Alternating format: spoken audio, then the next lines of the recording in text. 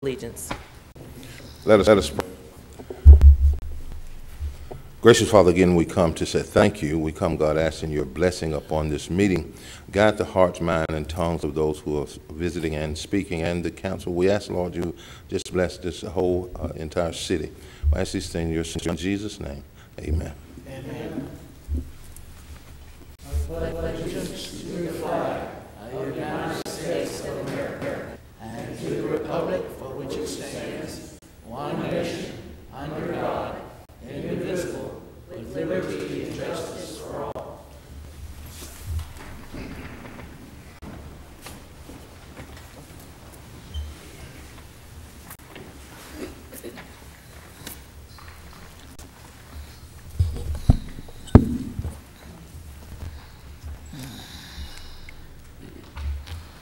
Roll call, Vice President Manzi. Here. Councilmember Richardson. Here. Councilmember Mall. Here. Councilmember Williams. Here. Councilmember Daves. Councilmember Rich. Here. Councilmember Gregory. Here. Statement of rules. Good morning. Good morning. We first would ask that you would silence or turn off all of your electric devices upon entering the meeting. Any person who wants to address the council must sign in indicating the resolution, the ordinance, appeal, or public hearing agenda item that you'd like to speak before entering the meeting. When addressing the council, we ask that you clearly state for the record both your name and your address. Any person desiring to speak to the council on a non-agenda item must contact the city clerk's office no later than 2 p.m. on the Thursday prior to the city council meeting. If you have not done that, you won't be allowed to speak. We ask that all subject matter be pertinent to City of Mobile business. We allow each speaker 5 minutes. At the end of the 4th minute, a bell will sound. Let you know that you have 1 minute for summarizing. That second bell indicates that your time has expired. When addressing the council, there should be no personal address to any individual council member.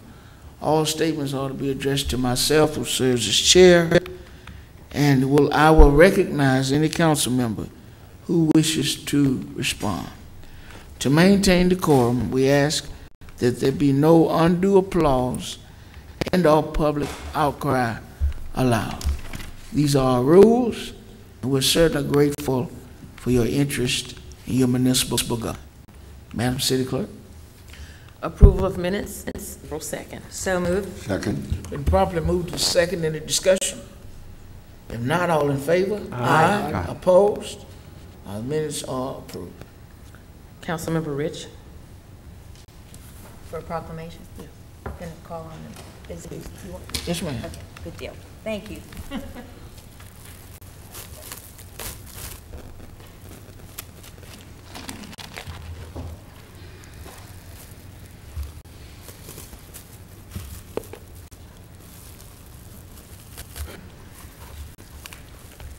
Thank you so much to call on me so that I may give a proclamation in honor of National Library Week. Me. Anyone affiliated, be part of this great occasion. It's really my honor to read this. Whereas the Mobile Public Library branches celebrating National Library Week on April 7th through the 13th, 2019 are some of the most treasured community facilities across our city. And whereas they are such treasured institutions because they serve so many community needs, starting with the traditionals of providing books and other materials, as well as providing reading-focused and educational programs for our citizens, young and old alike. And whereas our summer reading program alone is the largest in the state of Alabama. Last year, nearly 12,000 participants, including 28,000 children, attended programs over 2 months and initiatives. Like these are some of the only ways that we are able to prevent what they call the summer slide that happens when children do not read over their book. And whereas libraries go far beyond their important programs by opening up a world of possibilities through innovative STEM program, maker spaces, job-seeking resources, more opportunities for community engagement, and in leveling the playing field for all who seek information and access to technologies.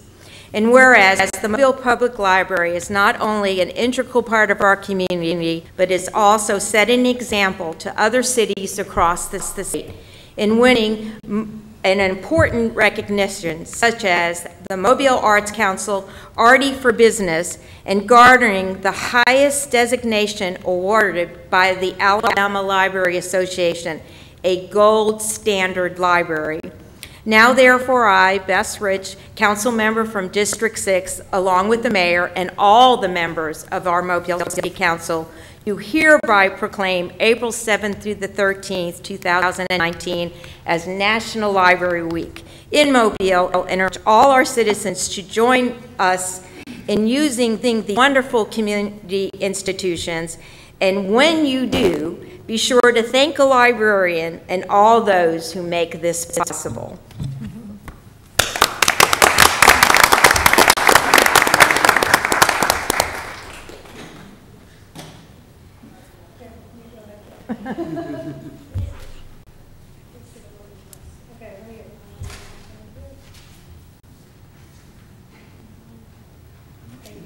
Thank you for all that you do. If we could, let's have you come and get a picture with all of us, if you don't That's a mind. real good idea. Did you have a word that you want to leave them? Just visit your library. Yes, exactly. Yeah. Yeah, y'all come get a picture up here. Right.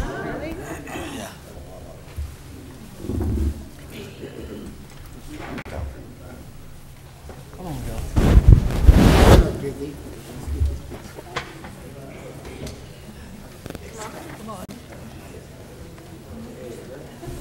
Come to the middle, the proclamation receivers. Thank you all. Thank you. It's a great award. Yeah, come on up. We need to be able to see it. The recipients of it. Do you want to come this way? I'm used to having on the back. Does that work? See everybody? I'm gonna go first and then we'll look over my shoulder. Oh, yeah. Mary, put the flash on. It's too far away. Just saying. All right, you got it?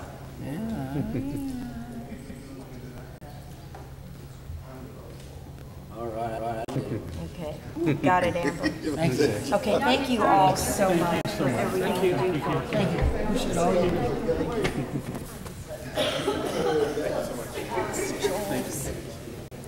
Mine. We have to rearrange the house.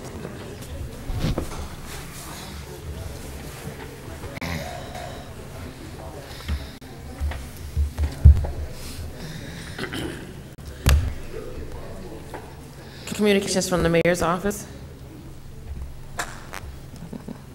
Adoption of the, No? Okay. adoption of the agenda. So moved. Second. Probably motion and second, any discussion? If not, all in favor? Aye. Opposed? Agenda is adopted. Appeals, we have requests for a waiver of the noise ordinance on April 13th on Pettis Street and April 13th in Mardi Gras Park. So moved. Second? Probably motion and second discussion? If not, all in favor? Aye. Opposed? Public hearing today is a public hearing to determine structures at 4212 Logan Avenue North, 721 Dr. Thomas Avenue North, 1716 Boykin Boulevard, 6905 Chapman, 7250 Ellen N. Circle, 7360 Oriental Avenue, and 6955 Pope Lane are public nuisances and ordering them demolished. Is there anyone here that would like to speak in reference to the houses, the properties that's called by city clerk with this public hearing? We're gonna ask that you all will come down and give us your name and your address.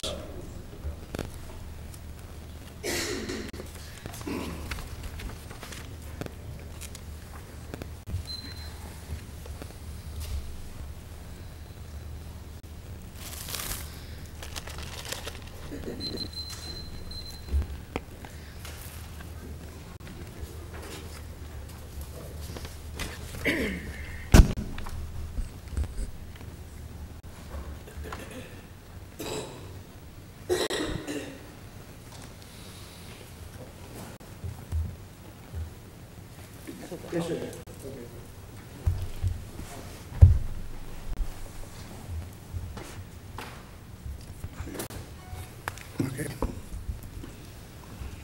Good morning. Good morning. Should I speak? Yes, sir. Good morning to all of you. I don't know all of the classifications and names, but I want to be able to reach each one of you on terms of what I have to say. If you could, sir, we're happy to have you here, and we're certainly going to listen to what you have to say. Okay. If you could offer us your name and your address. Okay. My name is Mr. Hill Williams. I live at 4212 Zach Logan Avenue. That's my home address, my written address, my mailing address. That's on my driver's license. Other than that, my address is Cathedral Place, 1006 Cathedral Place, Contact Street. I was put in that particular place by suggestion and by the Federal Government Veterans Administration due to my not being able to live in the house because of damages on the house due to 2 storms, 3 storms, and damages. First storm, put 2 trees into the building after I had started working on the house. It tore down all the facility that I had built, tore the roof down, tore the side down. 3 trees, I had to cut trees off of my building that had fallen into my house from another year. I tried to get help from the lady next door. She said the falling of the trees was not her responsibility to her insurance. She said her insurance person told her that she didn't have to pay anything, which left me without any resources of helping myself financially. I then called FEMA the first time. That was the first storm. Called FEMA. FEMA came out and went through the properties and looked at it. They deemed that I was supposed to get help. They came back again after the second storm and looked at it, torn it down again. The young lady at Tillman's Corner told me, Mr. Williams, you're not going to be able to get any help. We can't help you. FEMA. Now, third storm. I applied to FEMA. FEMA said, we cannot help you. You exhausted our help. We can't do anything for you. Then they wrote me a letter later saying that we found that you did apply for help with FEMA. Write us again and we'll see what we can do for you. I didn't feel like being bothered with FEMA then. When FEMA puts me on a track of telling me that they can help everybody, and they are then helping everybody can't get any help. My house is torn down. I'm going to lumber companies trying to get lumber, and my lumber company gave me lumber. I'm with good people. I've always been with good people. So, Ms. Williams, I got stuff out you can have. Pick out what you want and take it with you. Huh? Mobile Lumber Company. And I've been with them all this while. My mother was with them, that same group of people, when she was 13 years old and built houses for her father and mother. When she was 13, married at college here on the same properties. Now, so which means I'm not out there trying to rip the government off or anyone off to get what I need, but I need what I need on the basis of why I want it. The other thing is that we try to get, again, help from FEMA. We all stood in line downtown here, black and white, and the man came out and told us, we have no more help with FEMA. We run out of funds. You just as well go home. There's no more money. Now, you remember that time because you were here. And other persons concerned are gone.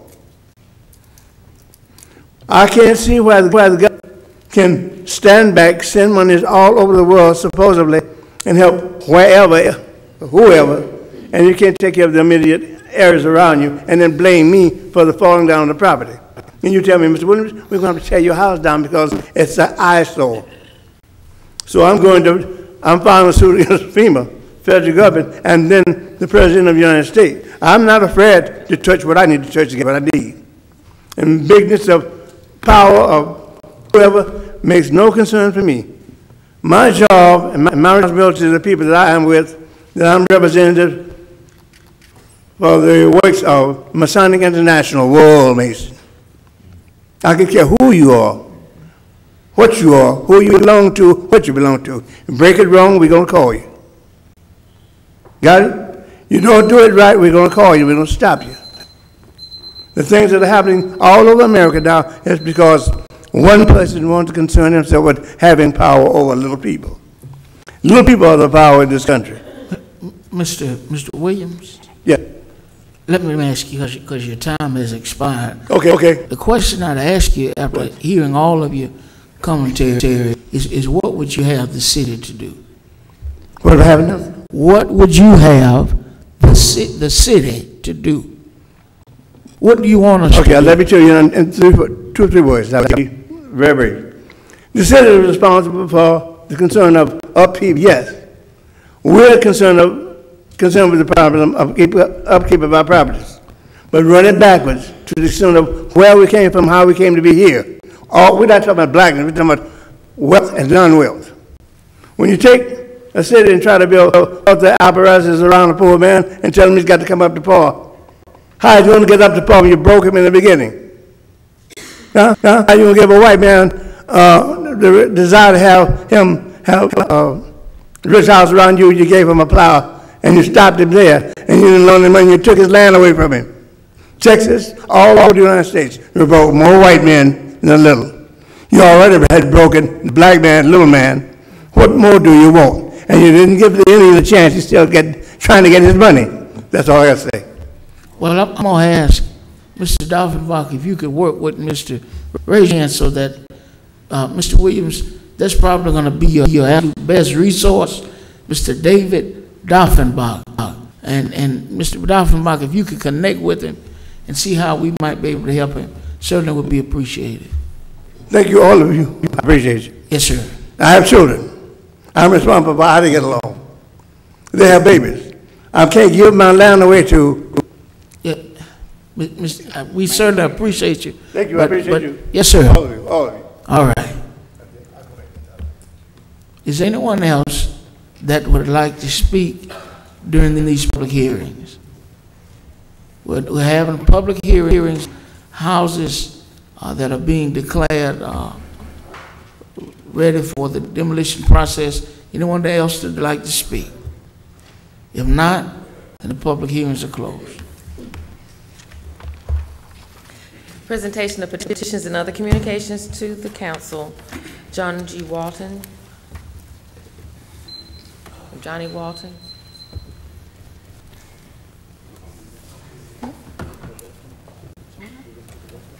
Okay. Thank you. I'm Johnny Walton. My address is 1806 Wolf Ridge Road, Bill. And we brought everyone a vest, and we would appreciate y'all putting them on and maybe have a photo op. You want us to wear what then? Do what? We're going to wear them. Okay, thank you. We would appreciate it. Like I said, I'm Johnny Walton, the owner and president of John G. Walton Construction Company. I'm here today representing the construction community, which consists not only of our highway contractors, but the Department of Transportation, our counties and cities, and law enforcement officials that deal with the traveling public in keeping our work zones safe. We are trying to bring awareness to this problem during this week, which is Work Zone Awareness Week, and also educate the public to work zone safety to protect our workers. On February 13th, 2015, my family's lives were changed as the distracted driver killed our son Marshall in a construction work zone accident on Highway 45. He was 25 years old. Marshall's death had a tremendous impact on my family, my wife Kathy, and my son Taylor. We think about him every day, and he will always be missed. As the driver was not impaired in any way, he was obviously distracted and was also ruled to be speeding at the time. My wife Kathy and I were outraged that he did not even get a speeding ticket, and found out that the Alabama vehicular homicide law was repealed in 2014. We took it upon ourselves, and with the help of legislators, colleagues, friends, and contractor friends, we passed the Marshall James Walton Highway Safety Act, which makes vehicular homicide a Class C felony punishable by 1 to 9 years. Governor Kay Ivey signed it into law in May 2017. We hope this law would serve as a deterrent for people traveling through work zones and also help the next family get justice. On March 13, 2019, we experienced another tragedy when one of my workers, Clay Crutcher, was struck and killed in a work zone accident. Clay was my asphalt milling superintendent and was a very hard-working, loyal, and dedicated employee. He had recently gotten engaged, and as you can imagine, we were all devastated at John G. Walton Construction for Clay and his family. I bring all this up today so that people will know that Marshall and Clay are not just statistics, but they and all who are killed every year in a work zone are someone's son, daughter, brother, sister, father, mother, husband, or wife. Until something like this happens to you, and I hope it never will, you will never know the pain and heartache losing someone in such a tragic way. Our theme this year for Work Zone Awareness Week was, our theme last year, was Distracted Drivers Change Lives Forever.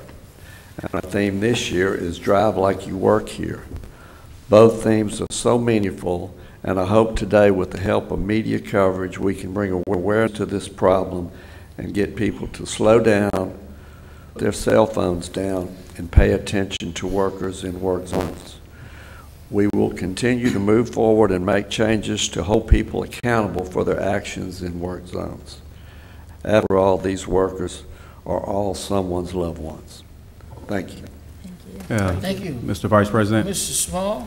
I would like to say to Mr. Walton, thank you for coming down, and I do feel your pain. The tragedy that happened on March 13th pretty much happened in District 3 on DIP. And I had many residents had contacted me, and I was talking about, things need to be changed and some things need to be done. Their condolences with you, the family, and your company. We were discussing this in pre-conference this morning, and I had asked our attorney to look into creating and drafting an ordinance within the city of Mobile. Many times we travel on the highway, on the interstate, on 65, on the I-10, and we always see, speeding, double fines, when construction is going on. And I asked the question, why this cannot be done in the city of Mobile? So I'm happy to tell you that it's something that the city council is looking at, working with our attorneys, with our council attorney and also our city attorney, and drafting up an ordinance and trying to slow these people to bring more cautious into the areas that your workers and other construction workers are working in. If the state highways can do it, I believe that we can do it here in the city of Mobile. So if people are speeding these construction zones, we need to, double fine them. And again, to help save lives, and that's to protect, the workers and also the regular citizens every day that's working and living and walk around those construction sites. But thank you again for coming down, and again, my condolences, to you, your workers, and to the family. Thank you. Thank you. Mr. Walton, if you don't mind, we would ask that you would come and let's get a picture with you as well, Okay. so that we can put this information in our, disseminate it in our websites, our newsletters, get the word out relative to citizens being more cognizant of. Sure, we're gonna ask everyone that would want to come on down. Come on. I see my buddy from the oil storage tanks is here. Come on down.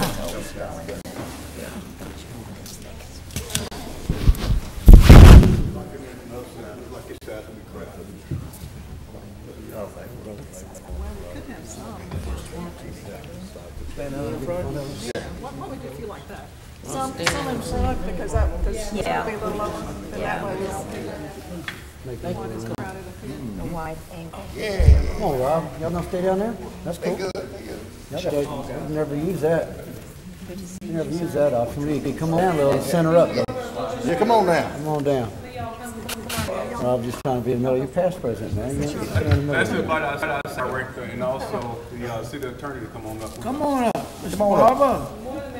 Brother Woods. Make a statement.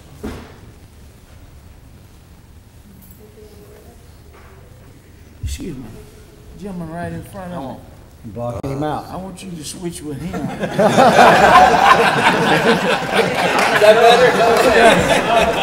right. There you go. On record, got me a big old hair, so I know what he was thinking.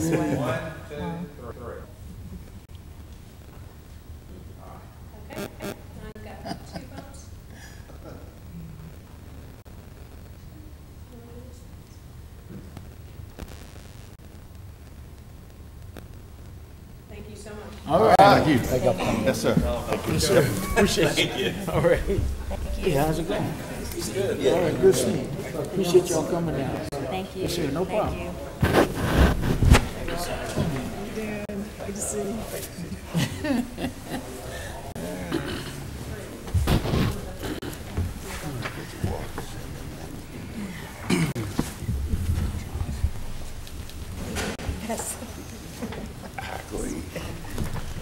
Barbara Brewster. Councilman, Yes, sir. just a quick comment on the road builders. We did meet with them along with the sheriff and to see what we in law enforcement can do to make these zones more safer. And I can assure you the Mobile PD is out in force in these construction zones today. And so, just to let you know. Appreciate that. Thank you, Mr. Public Safety Director. Thank you. It's good to know. All right. Madam City Clerk. Ms. Brewster's not here. Shamika Brown. All right. Mickey is here. Familiar face. Morning. Good morning. Good morning. Again, my name is Shamika Brown. I live in 9776 Winchester Circle South in Sims. Today, I am here as a representative of the U.S. Census Bureau.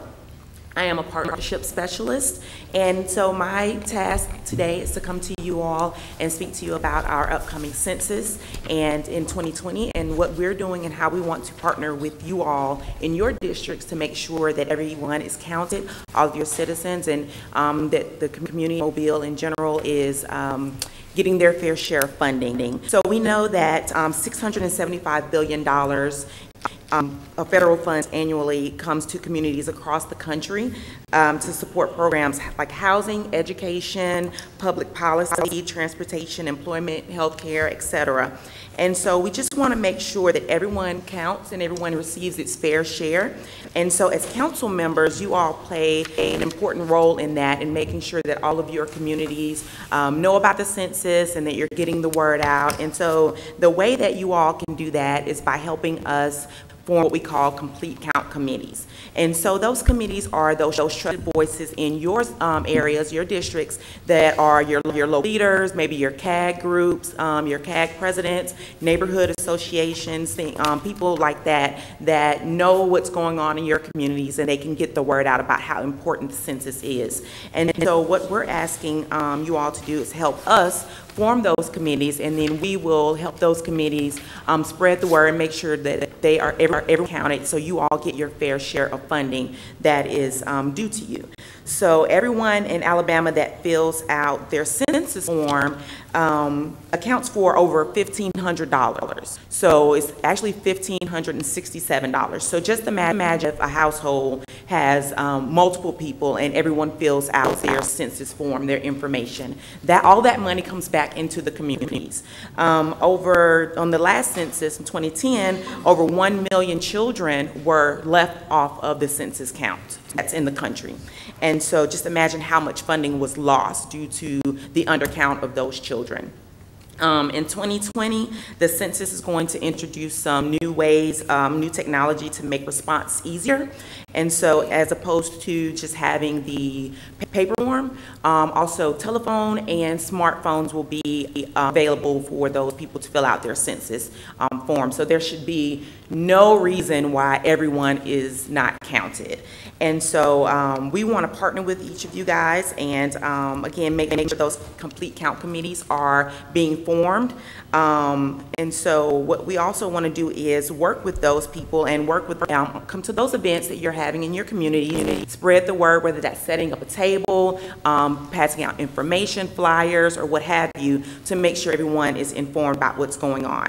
The ask that we also have from you is not only spreading that word about those complete count committees, but also allotting funding in your budgets for resources, for events and advertising and social media and things of that nature. And so those are some of the things that we're asking you all to help us with. Governor Ivey just launched the 2020 census campaign last week. We were in Montgomery for that, and over 200 mayors, commissioners, and local leadership were in it for that. And the campaign is entitled I Count, and so it was very successful, and I'm not sure if you all heard about it or not, but we're looking to get everyone involved. She wants 90% counted in the state, and so that's what we are striving for, not only in the state, but in Mobile, and I will be working in Choctaw and Washington counties. So that is really all that I have to say on that. And so I would love to meet with you all individually and work in your districts to help you, help us get those numbers. So, Mr. Richardson? Yes. On April the 25th, I will be holding a community meeting at the Forest Hill Elementary School for the people up my road. Can you come and set up a table and kind of let them know what you're doing? Absolutely. Okay, so Dee, put it down. So it's going to start at 6 o'clock. Okay. We would love to have you to come. I would love to be there. Looking forward to it. Thank you. Okay. I have a question. Mr. Davis? Ms. Brown, do you have any PDFs or anything that you could send us? We all periodically send out newsletters, and if so, these newsletters go out to citizens in each of our districts, and so if you had something we could attach newsletters, that would be, I think, help spread the word.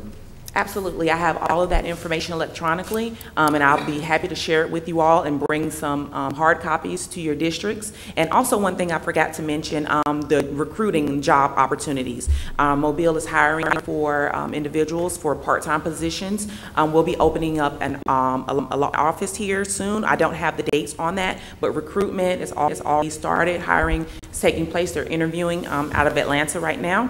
And so that is up and coming, and I can get you information on that as well. That would be most helpful.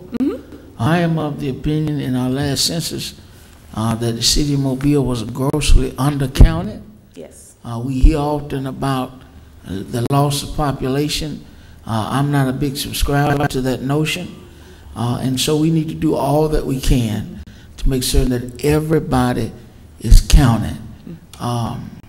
That happened 10 years ago, and whatever I can do to make certain that the citizens of District 2 are fully represented. I'm certainly look forward to meeting with you to discuss whatever possible ideas you think would be helpful. Great, thank you. Thank you. Mr. Vice President. Mr. Small. Thank you, Ms. Brown, for coming down.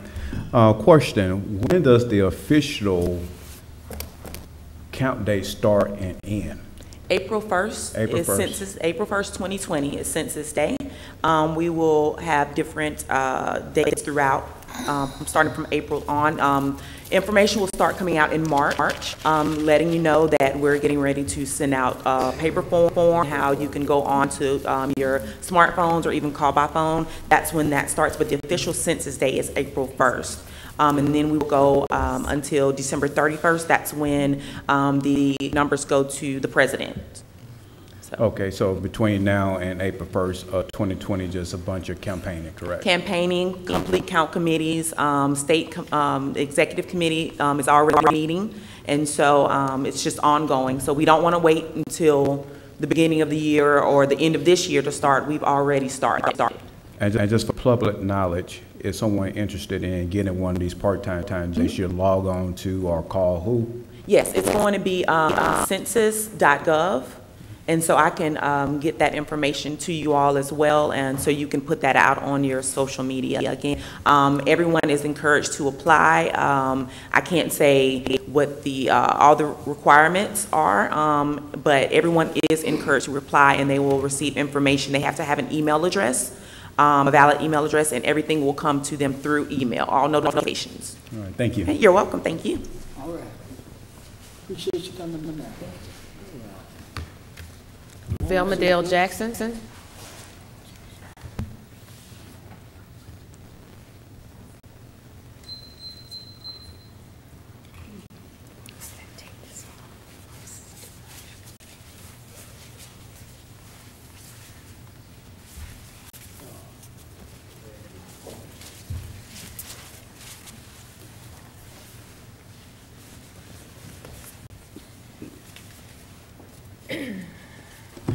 Hello. Good morning. Good morning. Remind y'all, we are a nation under God. We are a great nation because we are a nation under God, so.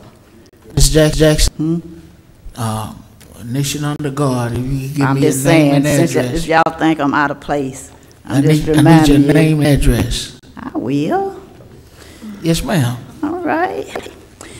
1552 J Drive, Mobile, Alabama, 36605. All right. All right. I live in what they call Birdsville, government housing. I could give you a long story about why I live there or why I have been there so long, but the truth is that God has planted me there. While living there, there's a substitute teacher. I worked at a lot of schools, but mostly I worked at Maynes Middle School and Wilson High School. So when I see these young men on the news, it's not just news to me, it's personal. I know these young kids. They are not criminals. They are young people crying for help. The police officers are not at fault. The gun owners are not at fault. I grew up on a farm where we had chickens that walked the yard during the day. I would sometimes sit on the porch and watch the mother chickens with their baby chicks. Everywhere the mother would walk, the little chicks would follow right behind her. When there was danger, the mother chicken would let out a squall and raise her wings. Then all the baby chicks would run under her wings, and she would cover them from the danger. Our children have nowhere to run from danger. We need to direct our attention to the children. We need to give them a safe place to run to. As I suggested before, I repeat, prayer and pizza in the park. Gospel music, no rap. It's coming from the rap music. Your Easter egg hunts would be a good place to start, not just once, but every week in a different park. A place where we can call them together and cover them with the blood of Jesus. Let's not underestimate the power of the blood of Jesus. There's nothing that the blood of Jesus cannot do. The blood saves, it rescues, the blood redeems. It has paid the price for our sins. The blood delivers, it liberates, and frees from all forms of curses. The blood protects, It is a shield that guards, defends, and cares for us. The blood provides, it grants, and supplies all of our needs. The blood heals, it makes us well. The blood restores, it reinstates, refurbishes, repairs, and renovates. The blood transforms, it converts and makes over. The blood provides everlasting life that is eternal, ceaseless, and perpetual. Heavenly Father, we cover our children with the blood of Jesus, and I declare that Jesus, their Redeemer and Deliverer, and under his priceless blood, they are protected. In the name of Jesus we pray. Amen and amen. That is what Easter is all about. Thank you, Jesus, for your blood. All right. Thank you. I don't disagree with you at all. God bless you. See you in the park. Amen. See you in the park. See you 5 minutes at your Easter egg hunt. The blood. Nothing but the blood. Stay under the blood. All right. Marty Thank you. McDowell, regarding Resolution 02015. I'm sorry, ordinance. Is that an ordinance? Ordinance. Ordinance. Thank you. Good morning. Good morning. My name is Marty McDowell. I live at 7180 Londonderry Drive, Mobile. I would like to thank the city commissioners and mayor of Mobile for giving Darby a chance for annexing into the city. All 100% of Darby Creek residents also wants to thank you. We need our fire protection EMS service to continue with the city of Mobile. This was our option we wanted to choose, and that was to annex into the city of Mobile. Darby Creek will make the city of Mobile proud of our subdivision. Thank you. Thank you. All right. No thank question. Thank you, gentlemen. Reggie, regarding Resolution 60297.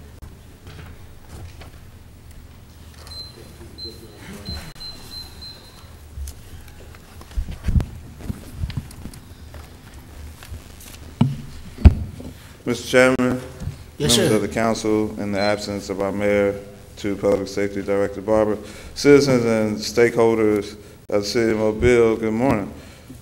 Reggie Hill, 1007 Center Street. Before I begin, I would like to take a moment for the record to thank the city clerk's office and just to commend them for the work that they do to ensure the accessibility of working along with the city of Mobile, and I'm before their service to our city. I'm out today to speak about 60297, and it's about urging this letter. And it's interesting how we got to this point.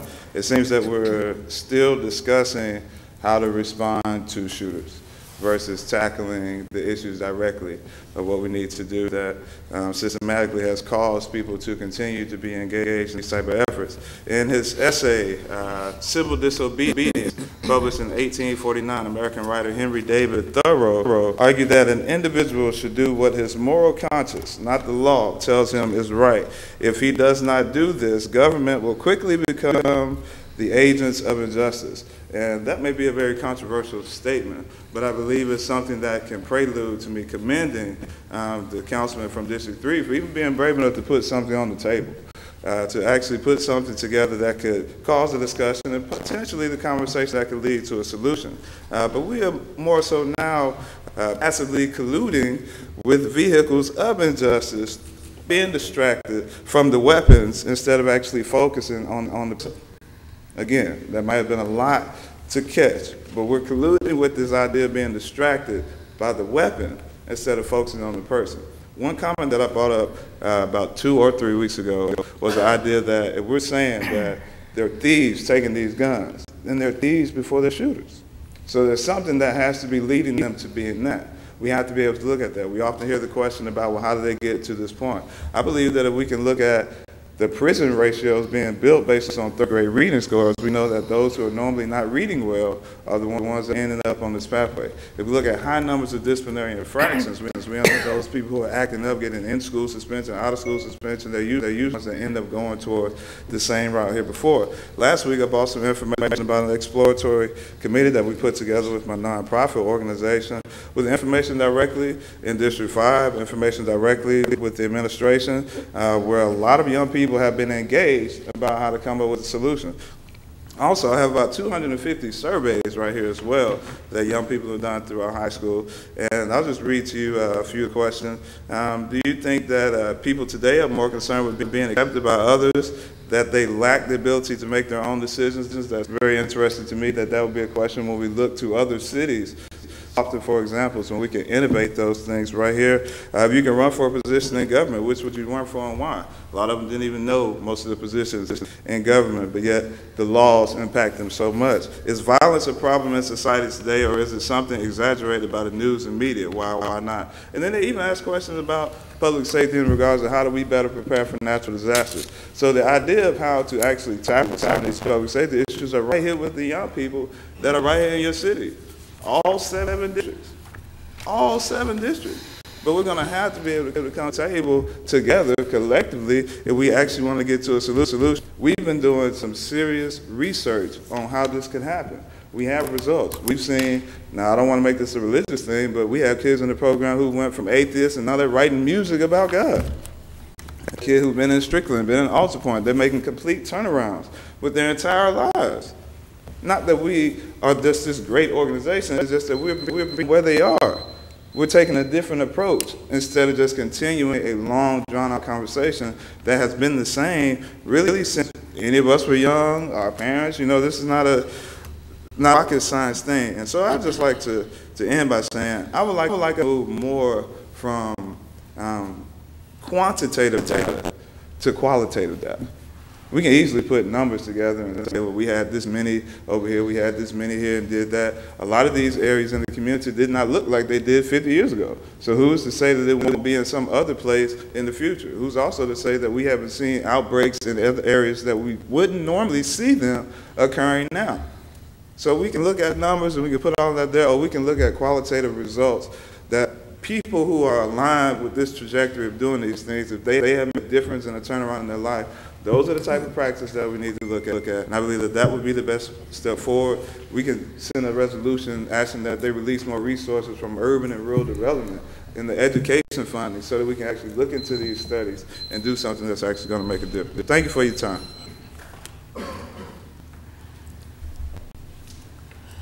Ordinance is held over. 34014. Levy taxes for tax year beginning October 1, 2019 on all real and personal property and intangibles within the corporate limits of the city of Mobile. Move delay over 2 weeks. Second. Properly motion and second. Any discussion? If not, all in favor? Aye. Opposed? Item passes. 02015, ordinance assenting to the annexation of territory contiguous to the corporate limits of the city of Mobile, Darby Creek subdivision. So move. Second. Properly motion and second. Any discussion? Yes. Mrs. Rich. Thank you Yes, very much. A number of weeks ago, I was approached by some residents in Darby Creek. I don't personally know anyone other than my exposure through this experience of recent. But they approached me by telling me that they were very interested in joining our city. My job at that point was to lead them in the direction to understand legally what is required. And that was because they are contiguous to our city and are just across the street, as a matter of fact, on a major thoroughfare, but however, they do qualify petitioning process. And that is 100% of lot owners or residents need to agree to come in to join our city. And lo and behold, they got our petition drawn up, and indeed, everyone signed. And at that point, I knew that this is something that's very positive for our city. Also had some research done on the cost to have this community join our city. And this is a community that was researched by the administration for 3 years on city services, and we know exactly how much trash and garbage costs per household, so that was factored in. And this neighborhood will actually bring in more money because they have to also pay taxes starting quickly. They don't have a rest period on their property tax, so that's where this funds will initially come from. And again, this is not a negative mood, this is a positive mood for our city, and I hope that my colleagues will join me in this enthusiasm and accept their petition and welcome them into the city of Mobile. Thank you. Thank you, Mrs. Rich. Any further discussion? Yes, Mr. Vice President. Mr. Small? I'd like to thank the residents of Darby Creek for coming down on this morning and, you know, talking about and expressing, you know, your wants and everything. But I would not be able to support this measure on this morning for numerous reasons. For one, I really think that this process needs to slow down, and this process that's before us today, to me, is going to open up a can of worms. What you mean by a can of worms, CJ? Well, a can of worms that you're going to have other neighborhoods, communities after today seeking to annex into the city of Mobile. A couple of years ago, or a year and a half ago, it was before us to roll back the PJ, the police jurisdiction. And talking about it was straining the city resources, it was straining the city resources, et cetera, et cetera, et cetera. But now we're trying to not only just roll it back, but now we're trying to annex the city of Mobile, which I don't have no problem in growth. I really don't. But my thing about it is take care of your household before you try to take care of others. Right now, today, in the South DIP area, out of thousands of citizens in the South DIP, sometimes we don't have one officer to be on call in that particular area. And God forbid if something happens in Burrsville, that one car is going to leave South DIP where thousands of other residents are and go to Burrsville. Right now, from my last count there, we are short of police officers here in the city of Mobile. So now we're looking to annex, but are we annex or trying to grow our police department? You know, the concerns of, you know, the fire protection, you know, the police protection. You know, we need to take care of our everyday citizens that's already in the city limits. You know, some of my concerns is, you know, about pickup. Last year, we kept on hearing citizens talking about trash is back up, trash is back up. Well, my question is today is, well, since we're going to grow the city, or we plan on growing our trash department, or what are the plans are for the trash department? Or we make sure that we don't face the same thing that we faced a year ago next year because we're trying to grow the city. Right now, there's a community south of South DIP that want to annex into the city of Mobile. But how can I support that? And I have residents that live next door to lots that are overgrown. I have a community group called Revitalize DIP looking at blighted homes every day. You know, it's the city taking care of this stuff that they already have. Another question is, how much resources is this going to drain from the rest of the city, including District 3? You know, we are already saying that we're, you know, behind in capital improvement projects already. If this, you know, adding on this community and other communities, is this going to push us from $200 million to $300 million? All those questions is out there, you know, for me to seeking for some type of answers. And for all those answers are still out there, we need to really try to slow this process down. The question is that, and I heard that we might get some property taxes of $4,000, but when you include the fire services, police services, you know, ambulance services, you know, just in case they say one of the lots in that particular subdivision is overgrown. Is the city going to be responsible and come down on that lot? I got lots all across District 3 right now that need to be cut. And so we're taking on other areas that's some uncertainty about, especially in my end. Well, there's a power in that particular community or other community that we're trying to add next. That's why we need to really slow down this process, look it over before we open up this can of worms, because I guarantee you, if this passed today, we're going to have other communities coming down here, we're going to pinch it to come to the city of Mobile, And we already backlog in infrastructure problems, capital need problems already in the city of Mobile, especially in District 3. And District 3 cannot sustain no more strains on itself. So my vote today will be no on this particular issue. And again, I do applaud you all for coming down, but I had to look at my constituents first because, again, my district is already strained with needs on capital projects and already don't have $3 million a year. Thank you. Thank you, Mr. Small. I just want to state I'm going to be supporting this resolution. Each petition, each request of a neighborhood to be a part of the city of Mobile will be judged on its own merits.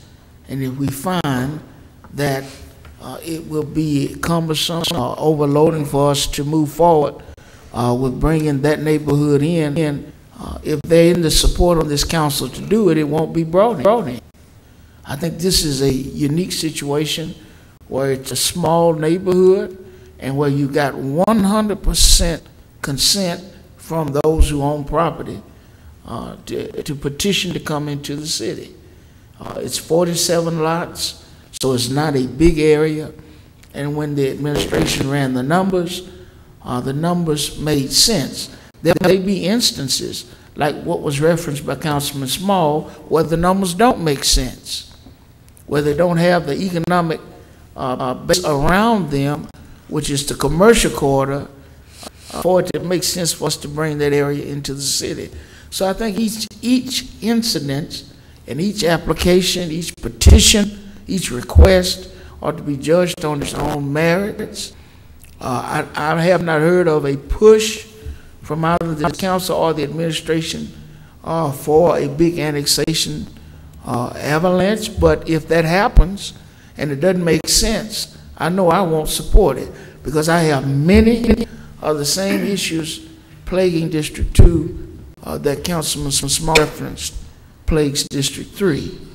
And so we've got to make certain that what we do, we're able to say grace over. Because if we can't, then we don't need to do it.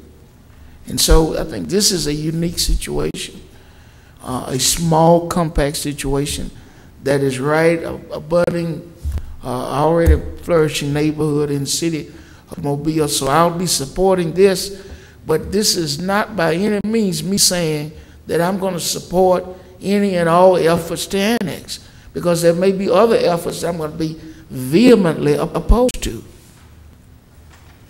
But this is a unique situation. Any further comment? Yes. Rich? Just in closing, and I certainly respect anyone's opposition to this, although I do respectfully ask each of you to weigh the merits of this petition and welcome them into our city limits. The idea of rolling back the PJ, I've said for years, the people that I represented who were paying their full freight, had delayed response time because of the growth out west. I'm very cognizant of that growth. We did take in the corridor. A lot of shopping goes on, not just for people in the district, but from people in that area. And so we did get the tax base in, I believe, '09. I wasn't present on the council at the time. And that was a smart move because it added to our treasury. And again, I supported the administration's initiative to roll back because I knew that the people that I represented would get better response time because of not having to send EMS into the into what was the police jurisdiction. So I'm very sensitive to that. I think that Mr. Smith, who approached me initially from the neighborhood, I think he will recall that I talked about the monetary aspect of looking and being an advocate for this petition. And the funds do work. It is an isolated situation on numerous levels.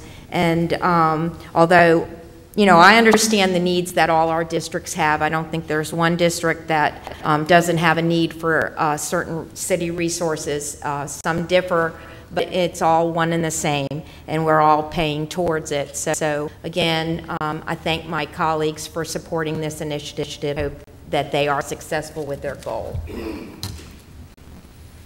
If I may. Absolutely. Thank you. I've had several discussions with the mayor and have made comments in public about this issue. I respect the right of everyone to come and take advantage of this opportunity to be a part of our city. I said it years ago that if we started doing things right in the city of Mobile, that people would come. And I've had opposition to certain annexations that took place. In this case, it does make sense. I'm going to support it. But what we hear and what some may be listening to is Ms. Rich asking the rest of the council to support an effort that she is, let's say, somewhat taking the lead on. And this is my point to the mayors and administration, is that this is not a council function. That while Ms. Rich has done a magnificent job of getting the support necessary for this community, and she may see that as a role, I differ in that as we grow as a city, that the administration's going to have to determine when it is that we entertain growth. They're the ones who have the knowledge, the staff, the administration is the only one logically that can do that. So essentially what I have told everyone that's asked me is that they need to call the mayor's office. That it is not a function of the council. While we are going to certainly vote on it, and we want to be included, and when you can't, or for some reason communications breaks down anywhere in the process, I think each one of us would be happy to help. We need to simply take this process and somewhat formalize it, because we have not seen the end of it. I suspect, like Hollinger's Island, there are many waiting to see what happens to this 100% application. And just for the edification of everyone, the council certainly knows it, and neighborhood knows that they are going to pay full price immediately. Unlike other annexations where we put it to a public vote and we pulled in certain economic corridors along with residents. There's a certain grace period on that option of annexation. In this case, 100% comes in.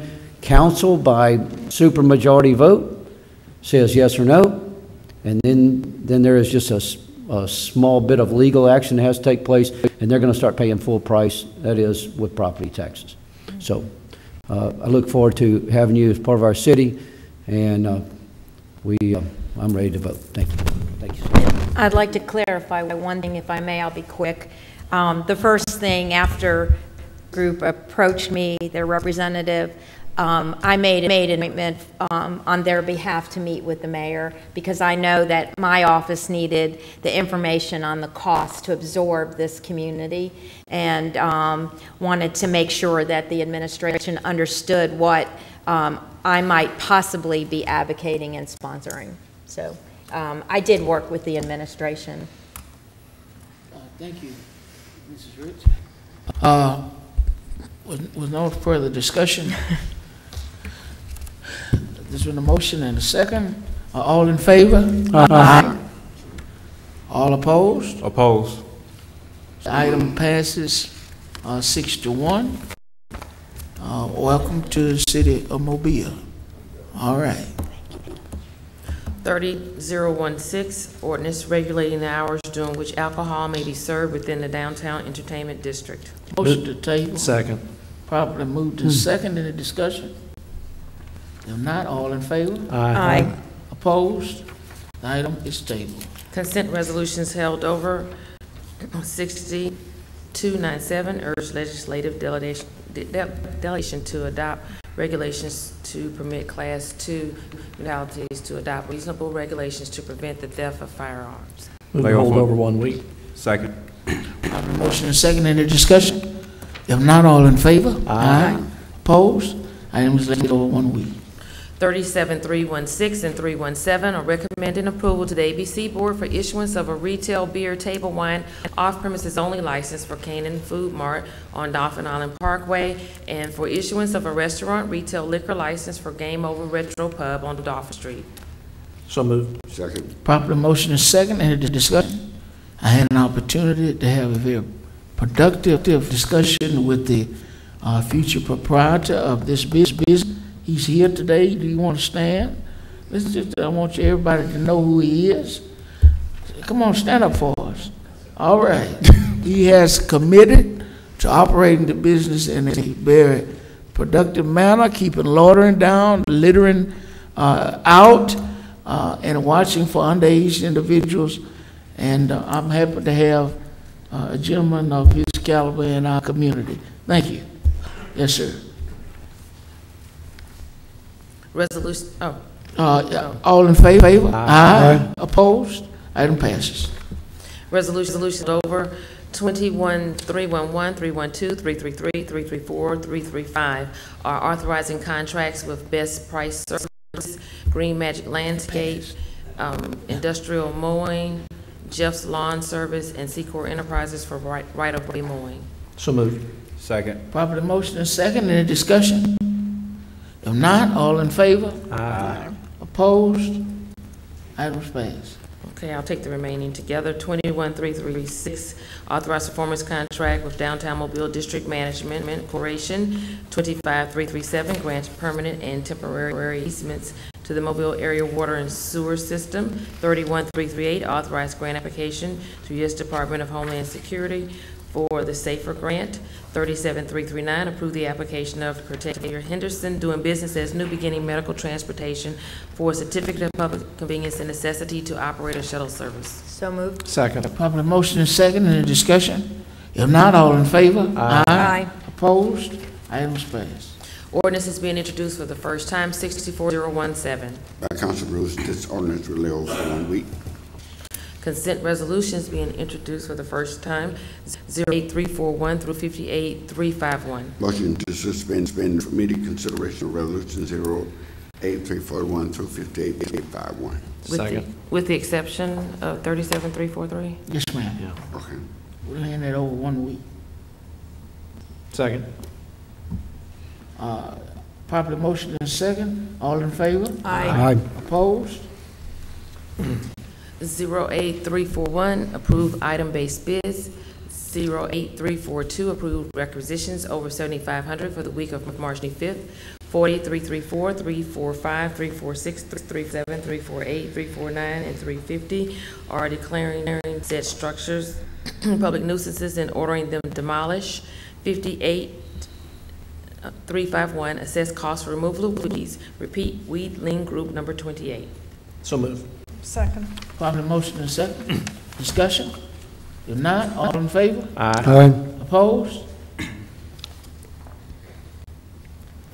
CIP resolutions being introduced for the first time, 21352.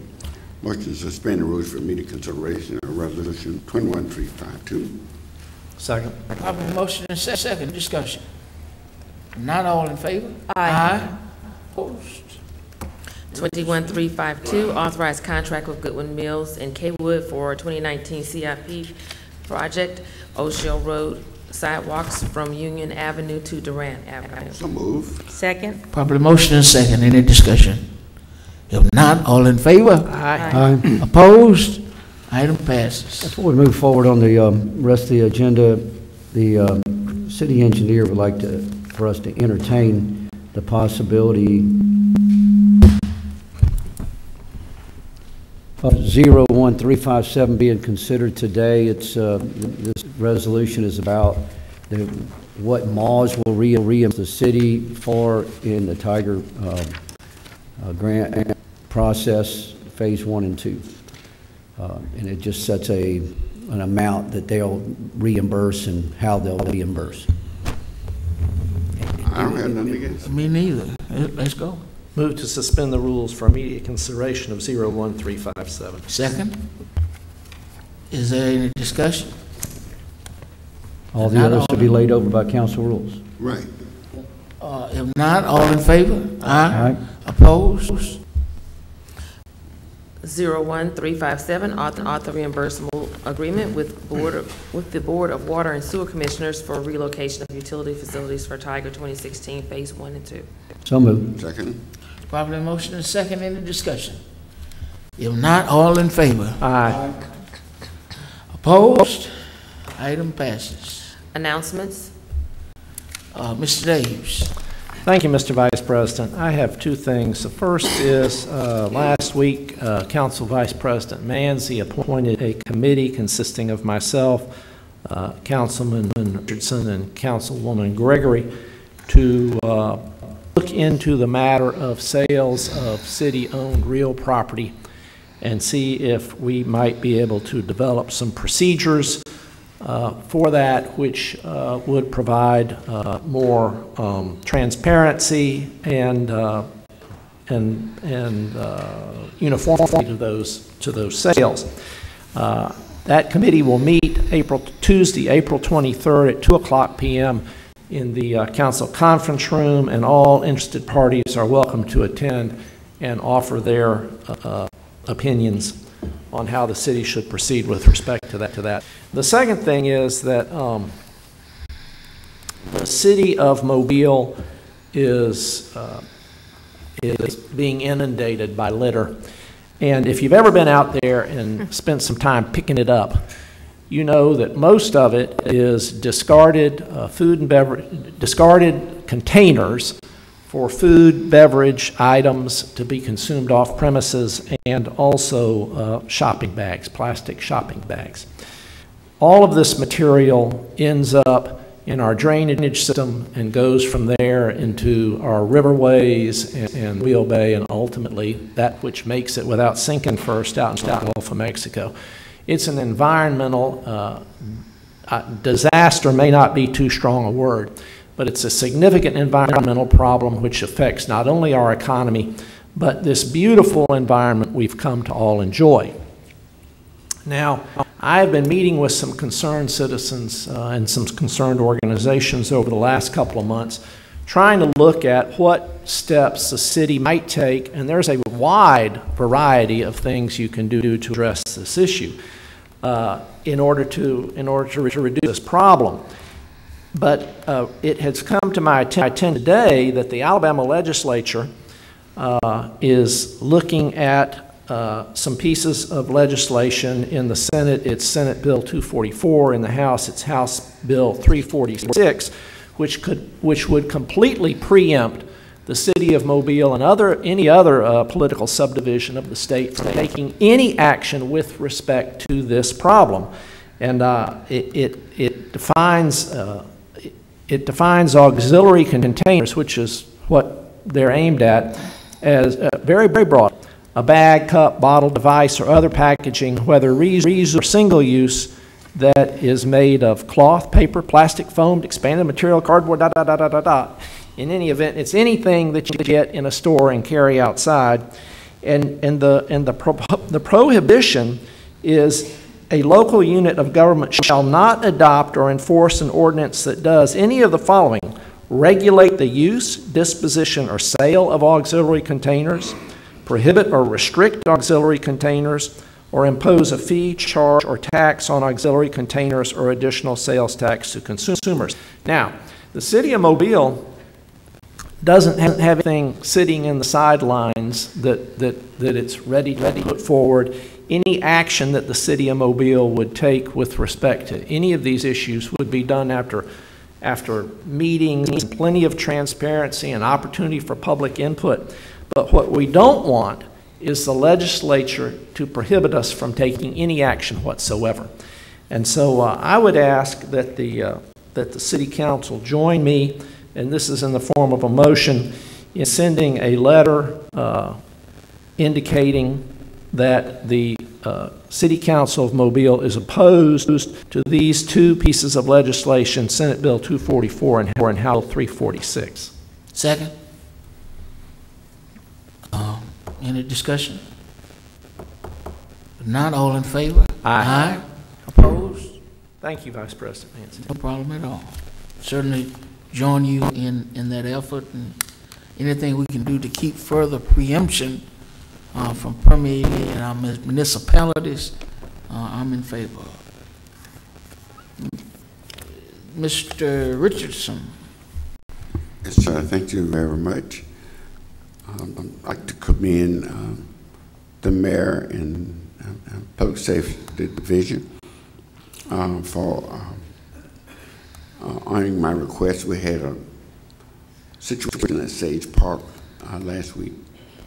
Someone fired a weapon up there, and we don't want an incident like that to frighten park goers away from the park. So I immediately asked the mayor about installing cameras up there, especially near the basketball court, and to have a police presence during all scheduled games. And that has been honored. The cameras the cameras have already been installed. So I haven't seen any drop in attendance at the park.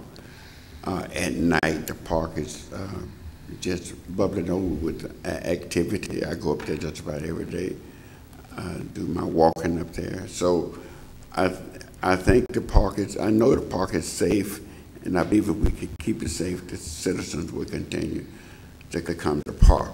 I'd like to announce that I will be holding a meeting for the citizens of Moffett Road on the 25th of April, starting at 6 p.m. It's going to be at the Forest Hill Elementary School. We've already invited Walmart, and they have consented. We are inviting Ulster to come. The theme is going to be about jobs and job training.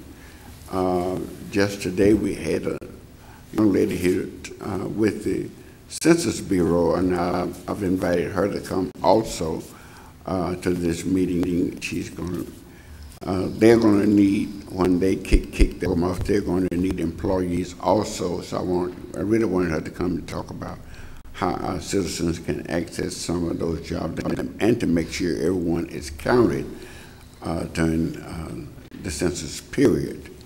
I would like to thank Nick Amberger. About 2 years ago, I put money in to resurface Glenwood Street. Glenwood Street is a cemented street, and the city has taken the position that they're not resurfacing over cemented street. They're not putting asphalt over cemented streets. So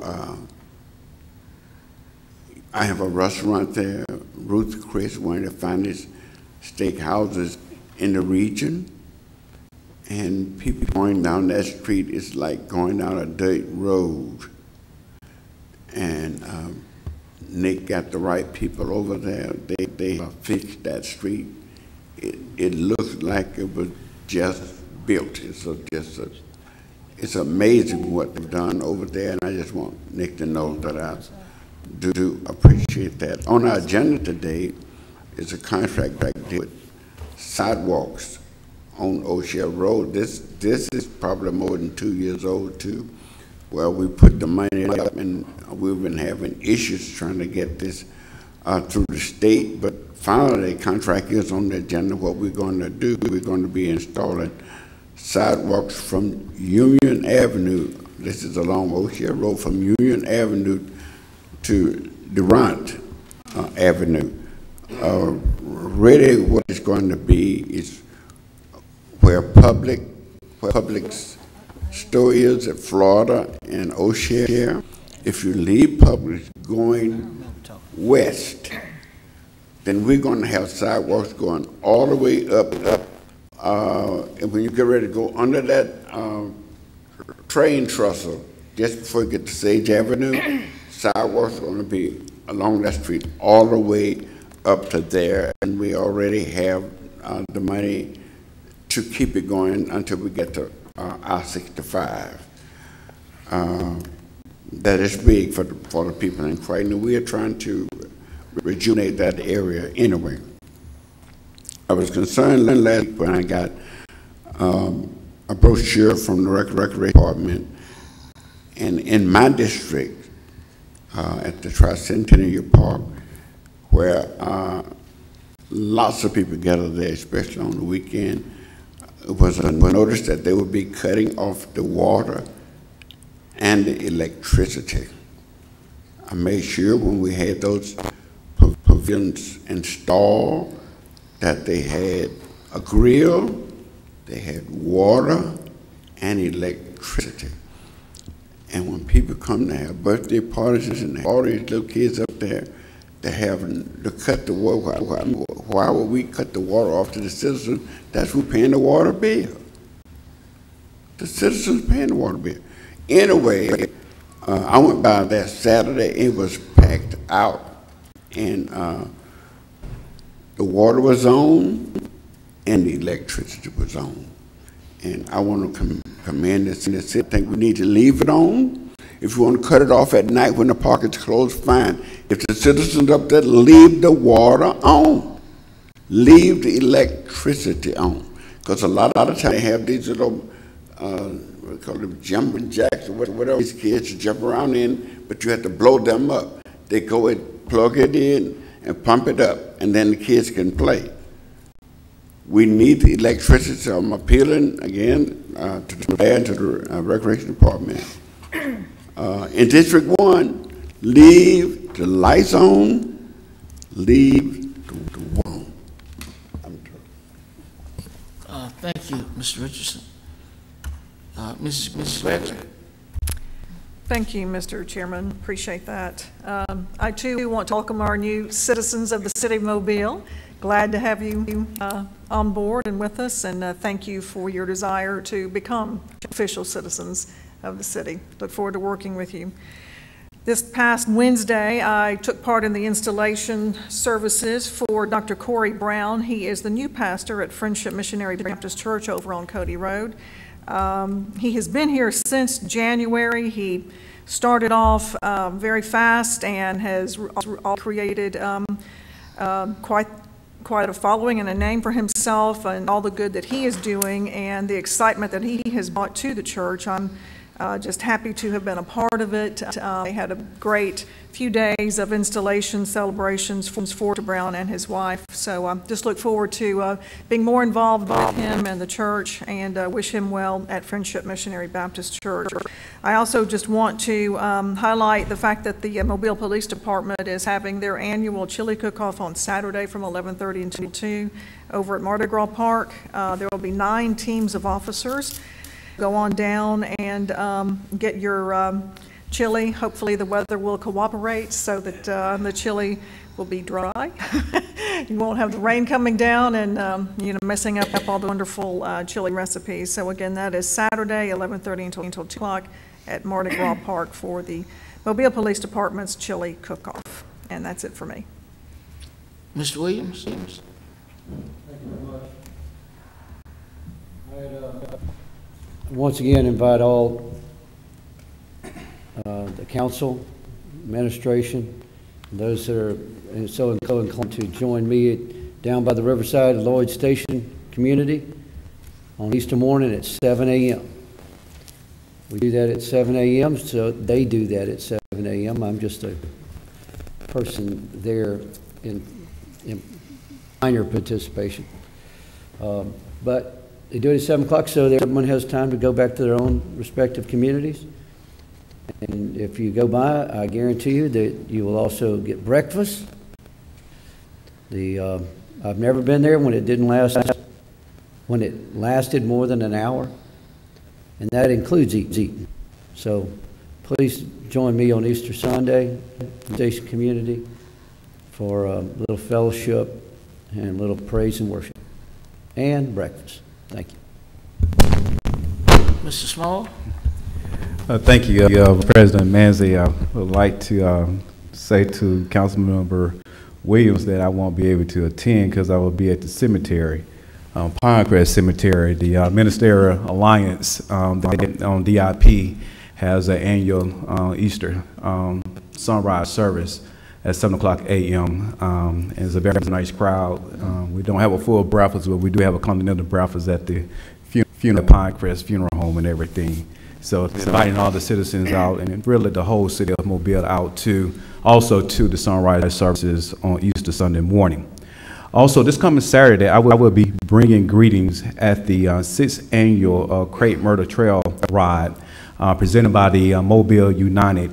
This will be my 5th year opening up this trail ride. It was a great event. Come out and get your exercise.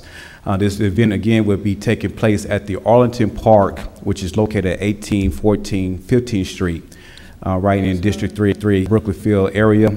Registration starts at 8 o'clock a.m. and the ride starts at 8:30 a.m. You can pre-register. Registration is $10 for riders 13 and up, and the day of the registration is $15. Again, all riders are encouraged to register online by tomorrow, which is Wednesday, April the 10th. And on-site registration will begin at 8 o'clock a.m. with an increase in price. Again, inviting all citizens throughout Mobile to come to this great event, which is located on District 3, and ride the Greenway Initiative. Many people don't know the beauty in District 3, but that's an opportunity where you can see the beauty along District 3, along Mobile Bay. And citizens, don't forget our 7th annual Easter hunt in District 3, located at the Taylor Park on 1050 Baltimore Street on Saturday, April the 20th, from 3 o'clock to 5 o'clock p.m. Inviting all the kids to come out and enjoy, food, drinks, ice cream, spacewalks, not the jumper jet, Mr. Richardson, and the Easter Bunny, and many the Easter Bunny friends, and over 3,000 eggs that have been purchased for the kids. This has been brought by myself, also with the Port City Second Liners, Kappa Alpha Psi, Cumulus Broadcasting, Waterfront Mission, the City of Mobile, Blue Bell, Ice Cream, Pepsi-Cola, and Inspire You. Again, this event is free and open to the public, which is going to be the Saturday before Easter, April the 20th, from 3 to 5 o'clock p.m. at Taylor Park Community Park. Again, inviting all the citizens to come out. Thank you, Vice President Manzi. No problem at all, Mr. Small. Councilor Rich? Thank you very much. No problem. I'd just like to announce that the Pops concert was canceled last night at Medal of Honor Park, but it's going to proceed this Thursday at 7 o'clock at Medal of Honor Park in the county's pavilion, Bicentennial Pavilion. It's a free concert and really worth your time if you'll come out. So again, that's this Thursday, 7 o'clock. I'm trying to organize a meeting with the Public Services Committee, which is Councilman Daves and Small, and I've just sent an email, hoping maybe this week because it's due to come back up on next Tuesday the 16th. But I learned from Public Safety Director Barber that he's meeting with the tow truck operators one more time on Thursday, but he'll be prepared for a meeting Tuesday the 16th. So I'm trying to get that going. If you'll look at your mail, if you cannot make those, please let me know. But we need to have that meeting, and we'll need to lay over that item, I'm sure, for this coming Tuesday. And just let me know, gentlemen. I appreciate that. Appreciate your time. Thank you, and thank you also to the council members in support of the initiative to take on the newest neighborhood, which will be part of District 6 by virtue of it touches District 6 at this time. Thank you very much. Well, I might have wanted them in District 2. But again, welcome to our new city residents, and thank you all for your willingness and being so prompt and following the procedure, and again, welcome. I want to let Councilman Richardson know that Councilman Daves and I, you did your section of Glenwood, and the other sections that we have been done as well. So Glenwood is in a good position, and Daves and I partnered on that initiative, and we look forward to a partnership as we attack the other concrete streets in our district. I want to let the residents live on concrete streets in District 2 know that you have not been forgotten. We're working with our city engineer to make that a big push for 2020. Those are just some horrendous streets to drive on, to live on. We can do better than that, and we're glad that we found a process that will enable us to make those areas better to live on and to drive on. While we're on this topic, I would just like to say that Councilman Richardson and I partnered on Sage Avenue, which is also a concrete street. And it's done. So we're in the partnering mood in order to attack these concrete streets. They're horrendous. Years back, everybody thought it was the big deal to have the concrete street, that it was so much better and superior than asphalt. Those folks have been found out to not be truthful. You rather have asphalt because it's easier to fix. So we're coming in to hopefully take care of that issue. I'm going to be working with Councilman Richardson to reestablish the St. Stephen's Road Improvement Association. He and I have partnered to work with the MPO to make that a major focus, not only from a regional standpoint, but a local standpoint. Nearly $200,000 study has been done to see how we can improve St. Stephen's Road. We now need the resources in order to implement what all study is called for. And so we want to involve the community. The St. Stephen's Road Improvement Association was vibrant. At one point, you don't hear anything from them now. We are going to put them back in action so that we can make certain that what we do is in congruency with what the community would want to see happen. And so I already know that he's 100% behind the effort. We're going to try to get some key leaders at a meeting, and let's get the St. Stephen's Road Improvement Association back to work for the community. Saturday, I had the honor of being a judge at the inaugural United Cerebral Palsy's Mobtown Mac and Cheese Festival. This is my kind of festival because I love macaroni and cheese. There were some that were real great, some that were not so great. I was a true judge. I was the Simon Cowell of macaroni and cheese Saturday. I had one that had a hair right in the middle of it. They got all zeros. I didn't even eat it. It had a hair, and you know who you are, and I gave you all zeros. I didn't touch it. I told my fellow judges, stay away from this one. You got all zeros. Come back next year, hairless. Without hair. We've been here a while, so a little comedy doesn't hurt. On a serious note, during the Mardi Gras season, there were Mardi Gras associations, parading societies that staged at James Seals Park. And your tires have created these horrendous divots across the playing areas, ran and drove all across the walking trails that we have installed there. It just looks absolutely awful. And Mardi Gras has been over now, well over 6 weeks. It still looks the same. I'm going to be writing a letter to Mayor Stimson, to our recreation directors, to our public safety director, and any other director, letting them know that, and I live in that community. I live right next door to James Seals Community Center. I don't appreciate it. The residents don't appreciate it. And we want them to stage something else. If they cannot be more responsible and more respectful of our community center, they wouldn't do that anywhere else. And we don't want them doing it at James Seals Park. Stage somewhere else.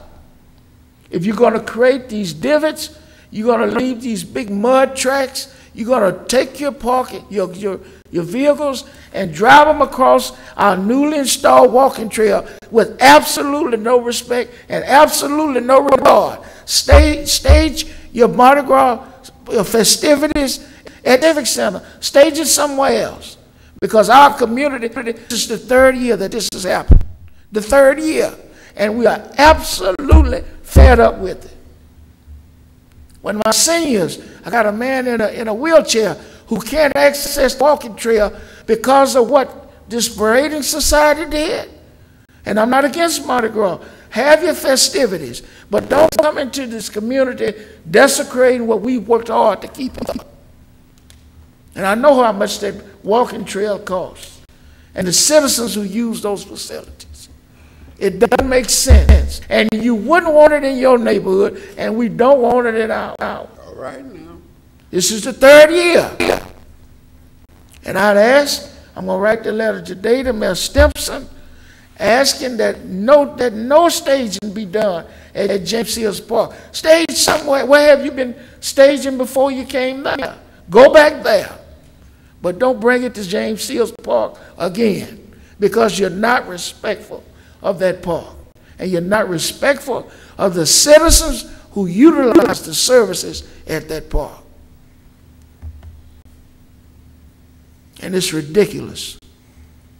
And I shouldn't have to get these complaints from senior citizens who utilize those services. Any further comments from members of the council? I don't think so. Anything from the administration? Yes, sir. Do I hear a motion? Second. It's been properly motioned and second. Any discussion? No. Then the meeting is adjourned. All right.